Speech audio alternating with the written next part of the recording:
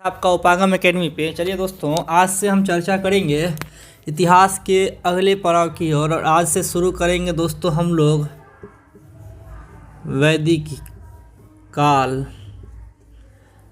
या वैदिक युग। तो वैदिक काल और वैदिक युग के बारे में दोस्तों आज से हम लोग चर्चा करेंगे। हमने इससे पहले पढ़ा हड़प्पा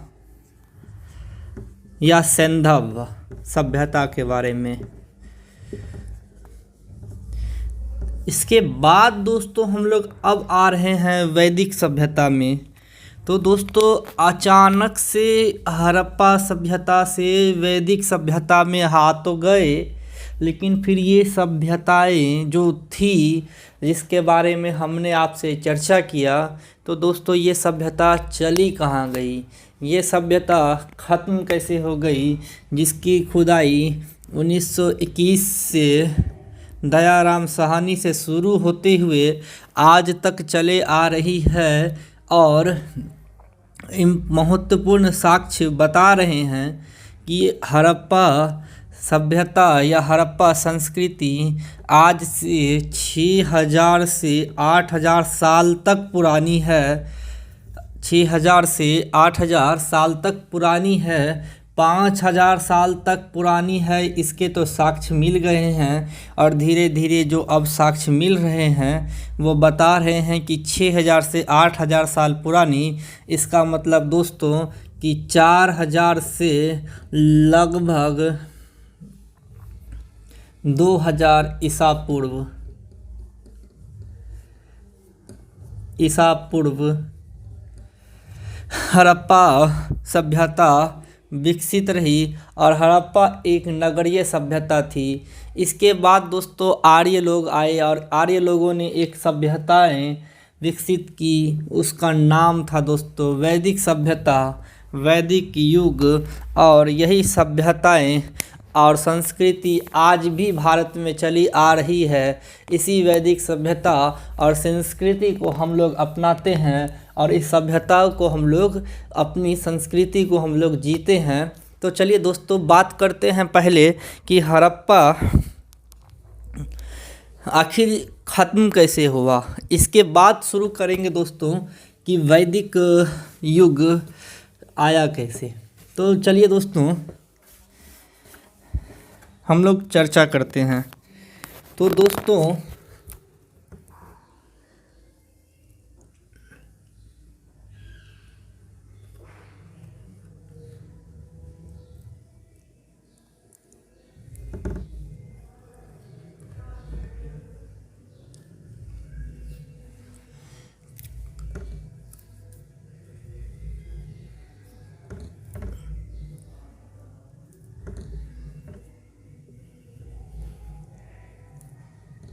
तो दोस्तों हमने ये उत्तर भारत का जो इसमें जम्मू कश्मीर, उत्तराखंड और हिमाचल प्रदेश का एक क्षेत्र है। तो दोस्तों हम दिखाना क्या चाहते हैं आपको, हम दिखाना चाहते हैं सिंधव यानी सिंधु घाटी सभ्यताएं। सिंधु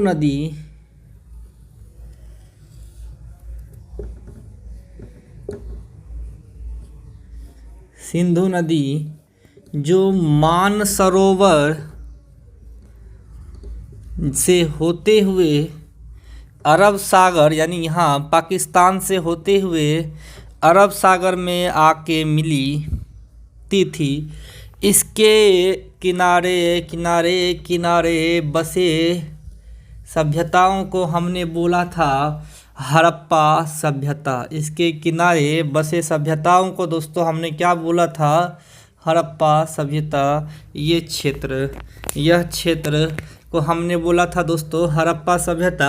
और हड़प्पा चूँकि और भी जगह विकसित थी, जैसे यूपी में आलमगीरपुर और नीचे गोदावरी नदी के तट पर दैमाबाद, इसीलिए दोस्तों इसका नाम सिंधु घाटी सभ्यता बदलकर हड़प्पा सभ्यता रखा गया था। तो हड़प्पा सभ्यता इतनी विकसित और नगरीय सभ्यता, जहाँ के लोग इतने शिक्षित और इतने मॉडर्न थे कि जो आज से 5000 साल पहले भी नाले बनाना, कुआं से पानी निकालना, नगरों का निर्माण, शहरों का निर्माण करना जानते थे, तो अचानक ऐसा क्या हुआ कि ये सभ्यता ख़त्म हो गई, यह सभ्यता नष्ट हो गई और एक नई सभ्यता जन्मी। तो दोस्तों हुआ क्या कि ये मध्य एशिया, ईरान इराक का क्षेत्र है, जहाँ ईरान मान लीजिए बोला जाता है कि ईरान अफ़गानिस्तान से होते हुए पाकिस्तान, जो अभी पहले अफ़गानिस्तान पाकिस्तान संपूर्ण भारत का अंग था, होते हुए भारत तक आए और ये हड़प्पा सभ्यता जो थी वहाँ के लोगों से युद्ध किए, वहाँ के लोगों से युद्ध किए और युद्ध में उन्हें पराजित कर उन सभ्यताओं का विनाश किया और आके अपनी नई सभ्यता यानी वैदिक सभ्यता विकसित की। तो युद्ध किए, इसके साक्ष्य या प्रमाण कैसे है? हम कैसे कह दे कि भाई कि आर्य लोग आए और जो अनार्य यानी जो हड़प्पावासी थे, जो अनार्य, जो इनको वेदों का ज्ञान नहीं था, अनार्य जो वैदिक सभ्यता नहीं जानते थे, अनार्य जो कि मध्य एशिया के लोगों से अनभिज्ञ थे, वो कैसे अपनी सभ्यताओं को खो दिए, अपनी संस्कृति को खो दिए। तो दोस्तों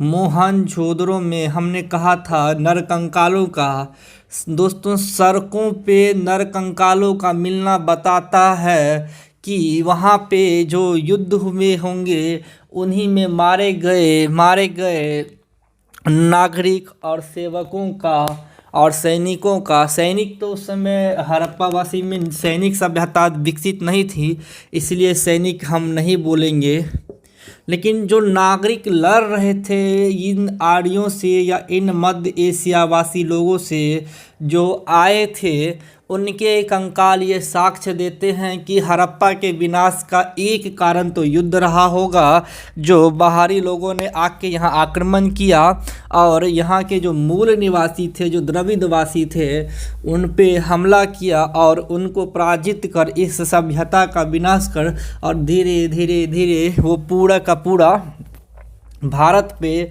आके अपनी एक नई सभ्यता, वैदिक सभ्यता को विकसित की और उसी सभ्यता के हम लोग अंग हैं, उसी सभ्यता को हम लोग मानने वाले हैं और यही प्राचीन भारत की संस्कृति और सभ्यता मानी जाती है।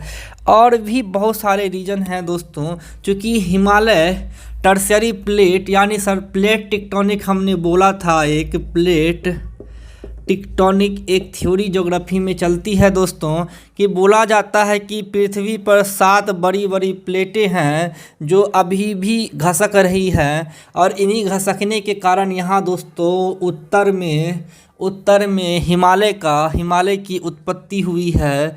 ये मैंने ज्योग्राफी के क्लास में भी बताए हैं। तो हिमालय की उत्पत्ति का कारण दोस्तों क्या था? प्लेट टेक्टोनिक, यानी कि दोस्तों ये प्लेटें जो भारतीय प्लेटें थी, पहले गोंडवाना लैंड की भाग था और ये अंगारा लैंड का भाग था। ये भारतीय प्लेट आके टकरा गई ओंगारा लैंड से ये गोंडवाना लैंड,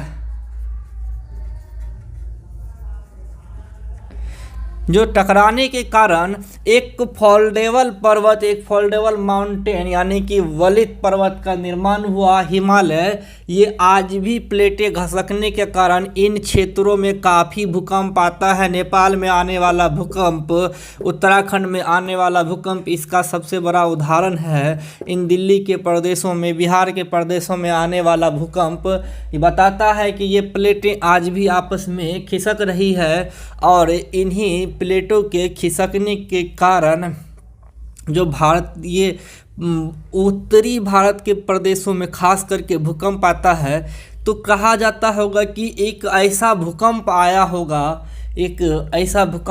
होगा जिन्होंने इन इन नदियों के पानी को बिखेर दिया होगा और इन नदियों के पानी में समा जाने के कारण ये लोग तहस नहस हो गए होंगे, ये लोग उन पानी में डूब कर मर गए होंगे और ये संपूर्ण सभ्यता का विनाश हो गया होगा। लेकिन ऐसा उस समय माना जाता था दोस्तों, ये क्योंकि हाल फिलहाल जैसे गुजरात में धोलावीरा लोथल एक जगह था दोस्तों, जब इसको खोजा गया तो ये बहुत बड़ा जगह था, भारत में खोजा गया सबसे बड़ा जगह था। लेकिन फिर 2001 में गुजरात में भूकंप आया और इसका 1/3 भाग इन भूकंप में नष्ट हो गया और अब हरियाणा का राखीगढ़ ही भारत में खोजा गया सबसे बड़ा स्थल बच गया।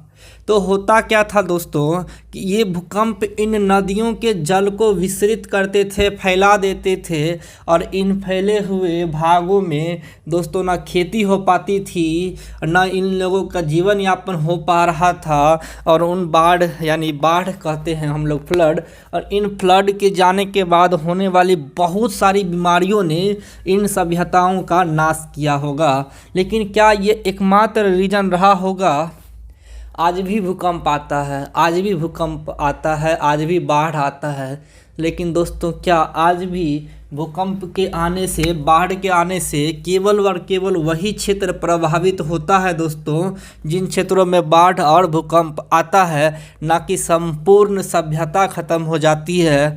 तो फिर यह थ्योरी कैसे मान लिया जाए कि संपूर्ण सभ्यता सिर्फ और सिर्फ भूकंप या फिर नदियों में आए गए बाढ़ों से ख़त्म हुई होगी? तो दोस्तों बहुत सारे साक्ष्य हैं जो बताते हैं कि कुछ भाग बाढ़ से, तो कुछ भाग भूकंप से, तो कुछ भाग बाहरी लोगों के आक्रमण से तहस नहस हुए होंगे और उन सभ्यताओं का विनाश किया होगा। और धीरे धीरे ये हड़प्पा सभ्यता या तो पलायन कर गए होंगे अपने जगह से, या तो पलायन कर कहीं और चले गए होंगे। हो सकता है कि दक्षिण भारत के भागों में चले गए होंगे और उत्तर भारत के लोग, उत्तर भारत का जो नगरीय सभ्यता हड़प्पा सभ्यता था वो ख़त्म हो गया और वहाँ पे कालांतर के बाद आके बसे वैदिक सभ्यता के लोग, जिन्हें हम लोग आर्य कहते हैं। आर्य यानी ज्ञानी लोग, आर्य यानी वैदिक लोग, आर्य यानी भारतीय सभ्यता, आर्य यानी भारत। आर्यावर्त यहीं से बना है दोस्तों। आर्यावर्त आर्यों के निवास करने के कारण इन्हें आर्यावर्त कहा गया। किसे दोस्तों? भारत को। क्यों? आर्य लोगों के निवास होने के कारण। वर्त मतलब निवास स्थान होता है, और आर्यों का निवास स्थान जब संपूर्ण भारत में उत्तर से लेके दक्षिण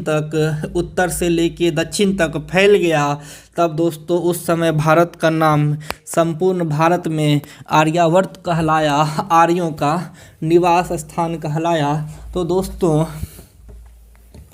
हड़प्पा संस्कृति और सभ्यता के पतन के बाद, उनके ख़त्म होने के बाद जो सभ्यता पनपी, उन्हें हम लोग दोस्तों वैदिक सभ्यता या आर्य लोगों की सभ्यता कहते हैं। तो चलिए अब जानकारी लेते हैं कि वैदिक सभ्यता के काल और उनके प्रमुख स्रोतों के बारे में। तो दोस्तों हम लोग इससे पहले प्रमुख स्रोतों में साहित्यिक स्रोत पढ़ चुके हैं, साहित्यिक स्रोत पढ़ चुके हैं। साहित्यिक स्रोत में हमने दोस्तों वेद, ब्राह्मण ग्रंथ, आरण्यक और उपनिषद के बारे में, उपनिषद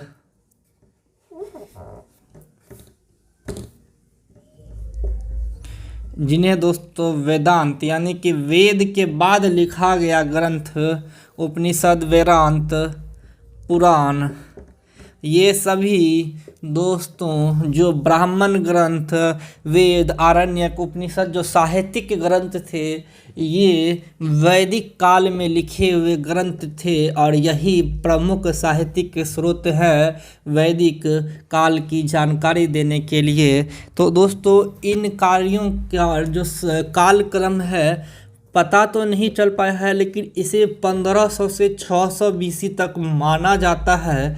लेकिन कालांतर में आए बदलाव में कारण कालांतर में आए बदलाव के कारण, कालांतर मतलब दोस्तों समय के साथ साथ वे बदलावों के कारण और इतिहास के अध्ययन के, यानी कि दोस्तों आप लोगों को पढ़ने में सुविधा हो और हम लोग आसानी से इस चीज़ों को आपको बता पाए, तो इसको दोस्तों 2 भागों में बांटा और बोला कि 1500 से 1000 बीसी और 1000 से 600 बीसी ये ऋग्वैदिक काल कहलाता है और ये उत्तर ऋग्वैदिक काल कहलाता है, जहाँ ऋग्वेद में लिखे गए जैसे भारत का संविधान होता है, उसी तरह ऋग्वेद में लिखे गए सूक्तों, ग्रंथों के आधार पर सभ्यताओं का क्या कहते हैं उसको शासन व्यवस्था होता था। और उत्तर वैदिक काल में ऋग्वेद के बाद के जो ग्रंथ थे, ऋग्वेद के बाद जिन ग्रंथों और साहित्यिक स्रोतों का सहारा लिया गया शासन व्यवस्था को सुदृढ़ रूप से चलाने में, उन्हें उत्तर वैदिक काल कहा गया। उत्तर वैदिक काल ऋग्वेद से संपूर्ण अलग थी। उसका एक प्रमुख रीजन था दोस्तों कि ऋग्वेद में एक प्रमुख रीजन था दोस्तों कि पितृसत्रात्मक था, पिता प्रधान था, यानी पिता प्रधान था,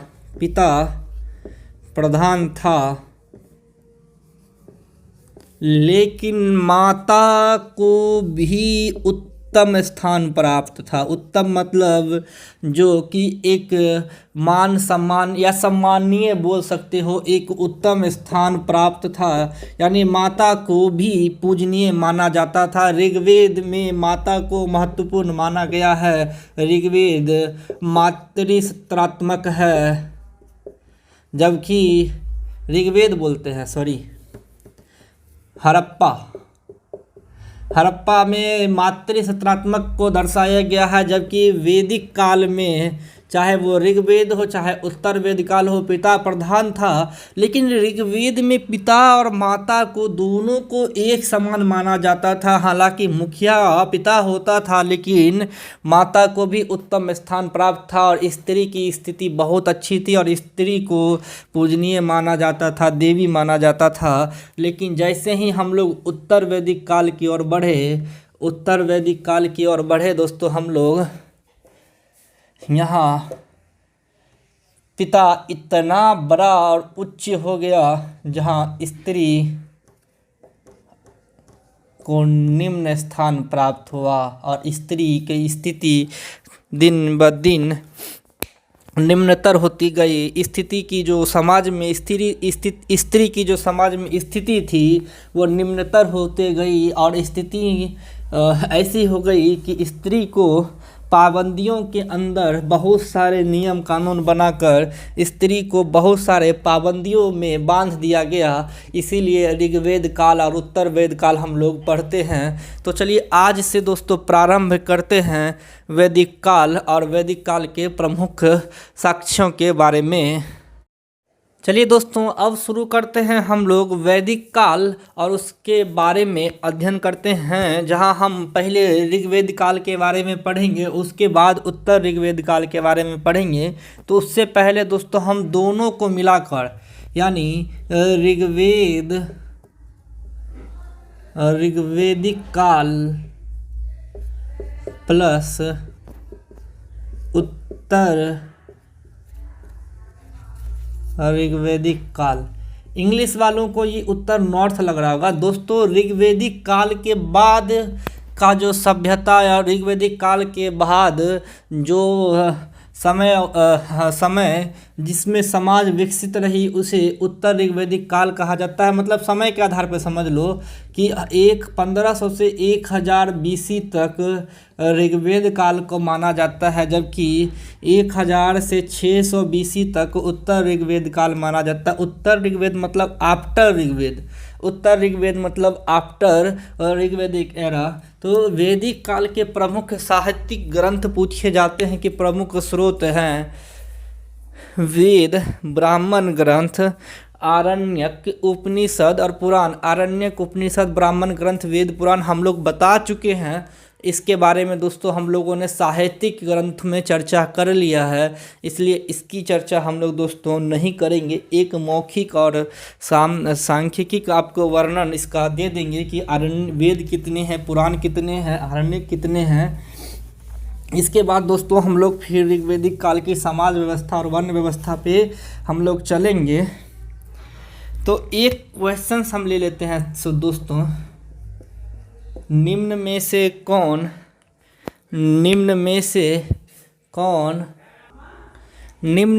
कौन वैदिक साहित्य के स्रोत नहीं हैं? तो दोस्तों पहला ऑप्शन दिया है वेद, वेदांग, वेदांत और आरण्यक। तो हम वेदों के बारे में जानते हैं कि ऋग्वेद और ऋग्वैदिक काल है तो वेद तो होगा ही। आरण्यक और वेदांत यानी उपनिषद का, वेदांत यानी वेद के बाद जिसकी रचना की गई उसको हम लोग वेदांत बोलते हैं। इसका अन्य नाम उपनिषद है और ये सभी वैदिक साहित्य के स्रोत हैं। वेदांगों की रचना 600 BC के बाद हुई है। पुराण की भी रचना इसी के आसपास हुई है। तो पुराण को तो हम लोग लगभग मानते हैं कि ये साहित्यिक स्रोत है, लेकिन अगर वैदिक साहित्य पूछ ले तो साहित्यिक स्रोत पूछे तब तो हो जाएगा सभी, लेकिन वैदिक तो इसका टाइम पीरियड क्या है दोस्तों? 1500 से 600 BC। हम दोनों को जोड़ के बोल रहे हैं, ऋग्वेद और उत्तर ऋग्वेद। तो उसके बाद हम लोग ने 600 से 100 BC के बीच में रचना हुई है दोस्तों वेदांगों की। इसीलिए वेदांग को वैदिक साहित्य का स्रोत नहीं माना जाता है, वेदांग को वैदिक साहित्य का स्रोत नहीं माना जाता। और यही क्वेश्चंस बार बार एग्जाम में आता है। दोस्तों हमने साहित्यिक स्रोत के जब पढ़ा रहे थे दोस्तों, हमने सभी ऐतिहासिक ग्रंथों की चर्चा कर ली थी। हम एक बार आज बस उसके हम थोड़ा संक्षिप्त विश्लेषण करेंगे कि वेद टोटल 4 हैं, ऋग्वेद, यजुर्वेद और सामवेद और अथर्ववेद। ऋग्वेद, यजुर्वेद, सामवेद और अथर्ववेद। सामवेद गान है, ऋग्वेद में मंत्र है, गद्य और पद्य दोनों में लिखा गया है। यजुर्वेद और अथर्ववेद सबसे बाद और सबसे पहले ऋग्वेद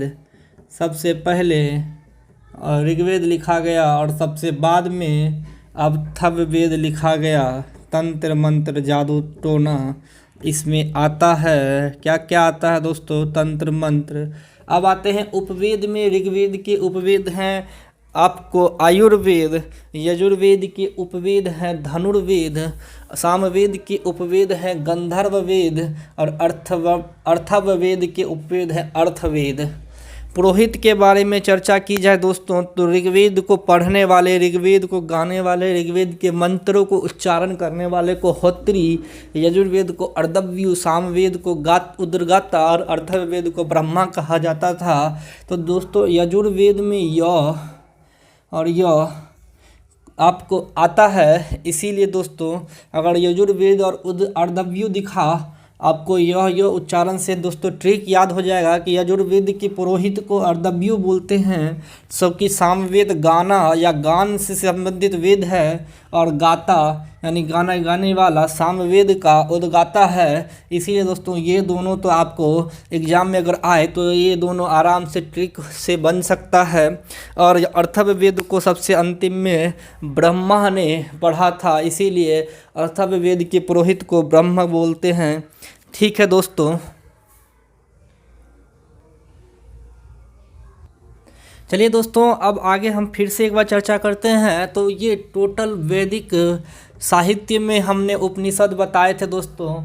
उपनिषद 108 होते हैं और इनका अन्य नाम वेदांत होता है। उपनिषद वेदों के बाद की रचना है, इसलिए आफ्टर यानी कि उपरांत वेद, इसलिए इसे वेदांत कहा गया। और 11 महत्वपूर्ण उपनिषद हैं।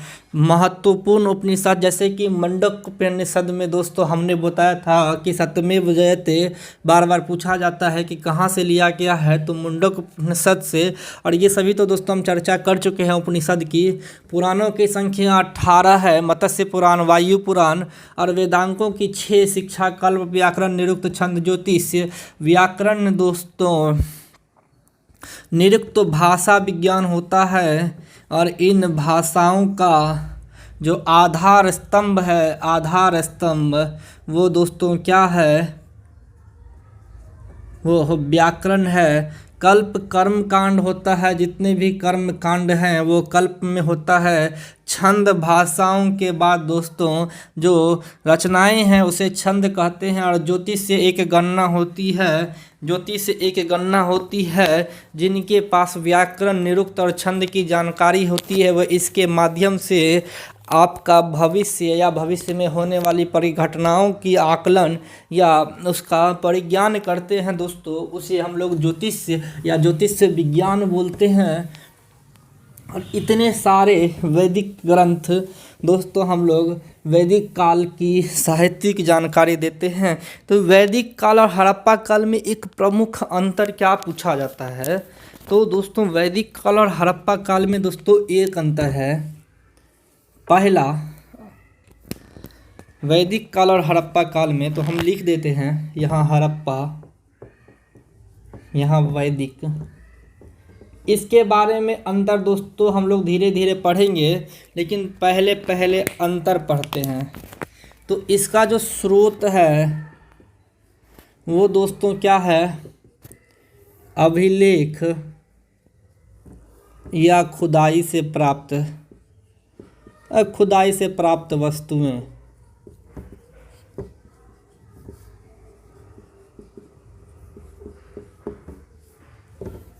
और इसका स्रोत है साहित्यिक ग्रंथ,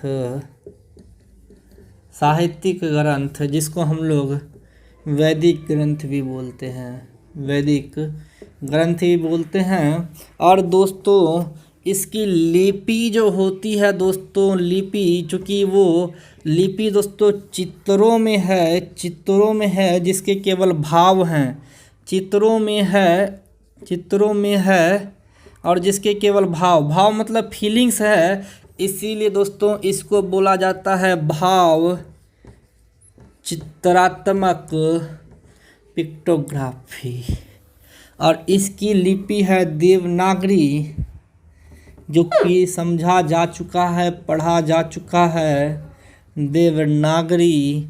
और इसकी भाषा है संस्कृत। तो ये तो दो प्रमुख अंतर हो गया। तीसरा अंतर है दोस्तों कि ये मातृसत्रात्मक है और ये पितृसत्रात्मक है। ये तो तीसरा अंतर हो गया दोस्तों। तो ये 3 प्रमुख अंतर हैं हड़प्पा और ऋग्वैदिक काल के। इसके अलावा भी बहुत अंतर हैं। तो दोस्तों अगले क्लास में हम ऋग्वैदिक काल और उसके सामाजिक